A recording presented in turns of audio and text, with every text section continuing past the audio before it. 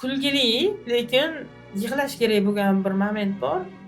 Oddiq kuni uyg'ondim. O'g'lim 6 yosh payti keldida yonimga yotib oldi, o'tirib aytayaptiki, shunaqa o'g'limni yuzidan o'pdimda, "Nima ovqat qilib beray bugun?" deyapmanda endi. "Bugun uydamanman, nima ovqat qilib beray?" desam, "Manti" deyapti-da. Shunaqa degdi. "Mayli qilib beraman" desam, opasini chaqiryapti-da. Katta opa" deyapti, "Ha, mantiga xamir bormi?" deyapti. Shunaqa desa, "O'zim qilaman xamirni" desam, "Aldamang" deyapti menga qarabda. "Aldamang" deyapti-da, keyin "Xamir qilishni bilasizmi?" deyapti menga qarab. Keyin "Bilaman" dedim, yurdi.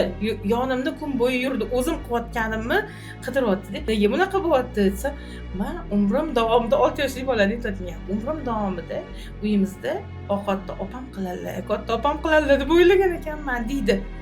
Mana shunaqa deb, men o'shanda kulib aytib beryapman hozirga, ichim yig'layapti-da. Farzandlarim meni shunchalik, deyapman, shunchalik uzoqlashib ketgan ekanman-da. Nasha ertaga katta bo'lganda onam faqat ishlab yurgan ekanlar deb eslayotgandi. Degandan keyin shundoq darslarni rezko kamaytirib tashladim. O'sha paytda hammasini o'zim qilar ekanman. Shundoq 4-5 ta shunday yordamchi olib tashladim-da ishlaga. U yordamchi ham olmas ekanman, hamma pul misolchi uyimizga kiradi. Misolchi yordamchi, men ishchi olsangiz, u sizga yordam bo'ladi, energiyangizni saqlab qoladigan odam deb qaramagan ekanman-da, rasxod deb qarar ekanmiz. U bizga akasi dohod bo'lar ekan. Atrofingizda qancha insonlarga foydali bo'lishni boshlasangiz, ana o'sha sizga keladigan dohod shu ekan.